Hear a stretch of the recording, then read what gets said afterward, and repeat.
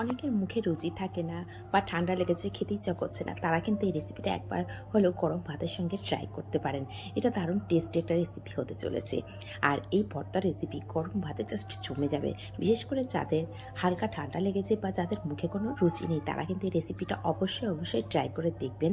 আপনাদের মুখের রুচি ফিরিয়ে আনবে। তাহলে স্কিপ না করে সম্পূর্ণটা দেখার অনুরোধ রইল। এখানে প্রথমে গ্যাসের ওপরে একটা কড়া বসিয়ে নিয়েছি, আর কড়াটাকে খুব ভালো করে গরম করে নিয়েছি। গরম করে নেওয়ার পরে এখানে আমি নিয়েছি 8টা লঙ্কা। তো এখানে লঙ্কার পরিমাণটা অবশ্যই আপনারা কম বেশি করে নিতে পারেন, কারণ যারা একটু বেশি পরিমাণে ঝাল খেতে পছন্দ করেন তারা লঙ্কার পরিমাণটা বাড়িয়ে নেবেন। কিন্তু যারা ঝাল একদমই খেতে পারেন না তারা একদমই ট্রাই করবেন না।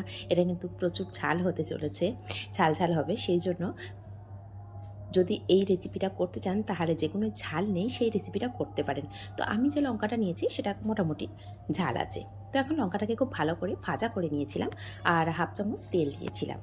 দিয়ে লঙ্কাটাকে যখন মুচমুচে করে ভাজা হয়ে গেছে তখন তুলে নিলাম। নিয়ে এর মধ্যে দিয়ে দিয়েছি দুটো রসুন। এই রসুনটা দেশি রসুন, এই রসুনটা খেতে কিন্তু ভীষণ ভালো লাগে। আপনারা চাইলে বড় রসুনও নিতে পারেন। তার মধ্যে যখন একটু রসুনের কালারটা হালকা ব্রাউন এসছে, সেই পর্যায়ে আমি দিয়ে দিয়েছি দুটো মিডিয়াম সাইজের পেঁয়াজ কুচি। দিয়ে এটাকেও ভালো করে একটু ভাজা করে নিচ্ছি। আর ফ্লেমটা না একদম লো করে রেখেছি, যাতে পেঁয়াজটা না পুড়ে যায়, কারণ তেলের পরিমাণটা আমি একদমই কম দিয়েছি। এখানে আমি আবারও হাফ চামচ সর্ষের তেল ব্যবহার করেছি। এখন দেখুন পেঁয়াজের কালারটাও চেঞ্জ হয়ে গেছে, অনেকটা নরম হয়ে গেছে। আর পেঁয়াজটা আগের থেকে অনেকটা কমেও গেছে, হালকা একটা কালারও এসে গেছে। এই পর্যায়ে তুলে সাইড করে রেখে দেবো। প্রথমে লঙ্কাটাকে আমি নিয়ে নেবো। এই কাজটা মিক্সি জারেও করতে পারেন। তো এখানে আমার মনে হয় শিলনোড়া নিলে এটাই বেশি ভালো হবে। এটার টেস্টটা একদম অন্যরকম আসবে। আমি দুরকমভাবেই তৈরি করেছিলাম আর দুরকমভাবেই খেয়ে দেখেছি। তো এটা বেশি টেস্টি লাগে। এখন লঙ্কাগুলোর মধ্যে আমি সামান্য একটু লবণ দিয়ে ভালো করে বেটে নিচ্ছি, যাতে করে মিহি করে বাটা হয়ে যায়। তো লঙ্কাটা বাটা হয়ে গেছে আর অনেকটাই গুঁড়ো হয়ে গেছে, সেটা দেখতেই পাচ্ছেন। এখন যে পেঁয়াজ রসুনটা ভাজা করে রেখেছিলাম না, সেটাকে নিয়ে নেব। নিয়ে একইভাবে এইভাবে বেটে নেব।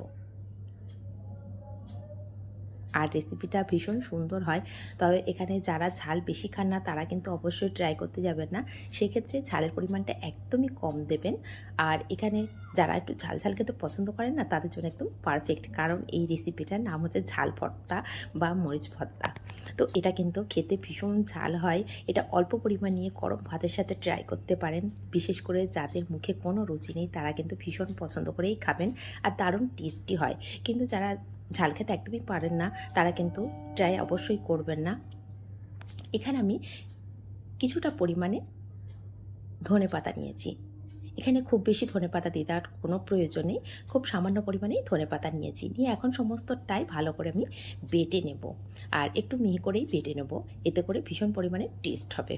তো সমস্তটাই বেটে নেওয়া হয়ে গেছে। এখন সমস্তটা ভালো করে আমি একসঙ্গে মিশিয়ে নিচ্ছি। আর এখানে টেস্ট করে দেখে নিতে হবে সামান্য লবণ লাগে কি না।